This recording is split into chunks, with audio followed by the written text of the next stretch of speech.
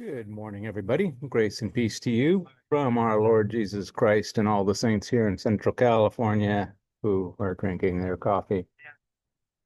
Mm. Oh, a lot of sugar in that. Oh, whatever.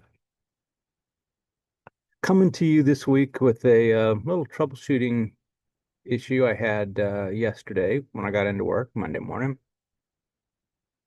I was sitting there all fat, dumb, and happy, as I usually am, especially fat, and just going through the morning emails, morning news, all that good stuff. And I finally get around to checking the status of my switches. They're all usually in pretty good shape. I don't worry about it too much. Then I got to one that was showing as down. So it was close to 8 o'clock. It was like 7:50. And I know the clinic opens at 8. And I was really surprised. Nobody's called yet. So I went over to the help desk and I said, "Hey, has anybody called about the surgery clinic?" And this is a little building out on the perimeter of our campus, out that way, right next to the main road. And they said, no, nobody's called. No, no problems. I was like, because the switch is unreachable. So I thought, well, better pack up my little traveling road show and head out there and figure out what's going on. So I grabbed this laptop and my tools and everything and walked over there. About a, I don't know, 10-minute walk or so. And started troubleshooting. When I got there, there were two nurses out in the hallway. And I said, "Hey, you guys noticing anything wrong with the network today?" And they said, "No, everything's fine. Why?" I pulled up my phone and checked, and wireless was connected. Hmm. So I got back on my laptop. I thought, well, maybe it's corrected itself by now. Laptop connected up to wireless just fine. Pulled it up, tried to ping the switch. Switch wouldn't ping. Like, okay, there's excuse me one second. Sorry about that. So there's got to be something either wrong with the management VLAN or some maybe a process has died on the switch. I don't know. So my first thought was, okay, maybe something's causing a loop. Maybe spanning tree is having an issue and it's just affecting VLAN 100. So let me I'm gonna get all this other stuff out of the way so I can see, and let me get into the switch session. The heck is share? Hang on. I'll find it. I'll find it. I'm not that great on Zoom these days. Keep changing stuff. Share the screen. Yes. All right, there we go. So started grabbed my console cable, consoled into the switch, and started poking around. What could possibly be the problem? This is a text output of what happened yesterday. So first thing I started doing is checking spanning tree, making sure everything was okay, and I use this command. So I went through and looked at all the ports. Ports are okay. Nothing's nothing's being blocked. Nothing's happening bad. So I mean, number one, spanning tree is working, so it shouldn't have caused a problem in the first place. But okay, well, maybe let me get past all the spanning tree stuff. You can see that all the ports have not been placed in a non-forwarding state. So the next thing I checked was checked for a loop. So simple loop protection protocol. I think that's what SLPP stands for. We got something called slip guard. So we, apply that to all the ports. And it's checking and there's really nothing going on. Nothing. None basically means it's applied to the port, but there's nothing on the port. Um, see, enabled for the port and nothing going on. This one's got something plugged in, so it's enabled and it's monitoring, checking for loops. And again, nothing going on there. So Just looked at all the ports and nothing's disabled, nothing's out of whack there. Said, well, let's check the stack because I've had problems in the past where stacking has caused issues. So check the stack, everything looked okay. Well, side note, had a boss a long time ago that always said rebooting is never a fix.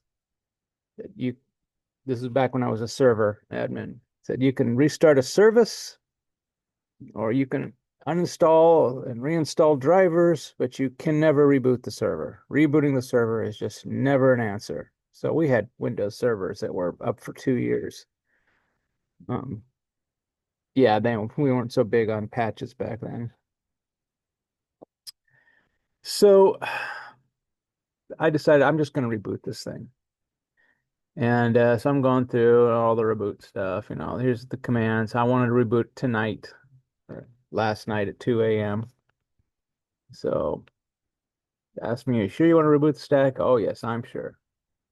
And I get this, command cannot be executed on a non-master. Well, I stuck my console cable into switch number one. Apparently, it was not the master. So I did show stack and see that slot 3 right here is the master. Well, that's weird. It shouldn't be because the last time I rebooted these switches, I mean, slot number 1 was the master. Right now, it's a backup. I mean, everything else looked okay, but slot 3, that was weird. So I tried to telnet to slot 3, and it didn't work. This is just my note that I put in the text file here that it didn't work. And it eventually timed out, and I got this message. The stack MAC is either not configured or its configuration is not consistent within the stack. The stack cannot operate properly in this condition. Please correct and reboot.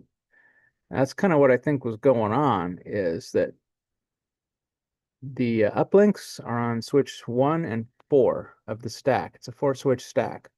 So we got switch 1 at the top, switch 4 down here. Switch 3 is here in the middle. And something was preventing full communication between switch number 3 and the rest of the stack, I think. So it tells me right here, please correct this and reboot. Well, I mean, the Mac is what it is. It's the switch is Mac. It's built in. I can't correct that. I mean, I guess I could assign it one, but why? Just let it use its own built-in Mac. So the thing is already set to reboot.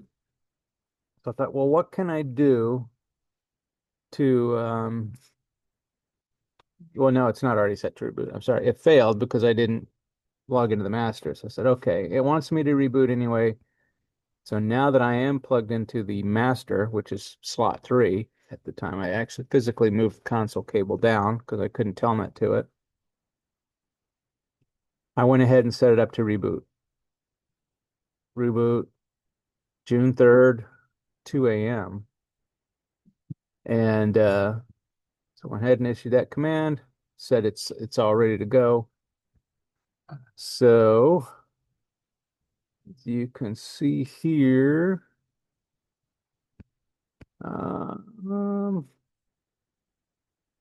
yeah, I just wanted I did a show system to make sure that the next reboot was set up correctly. And here you go, next reboot.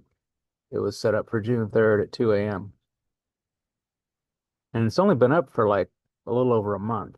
That's when I updated the firmware last.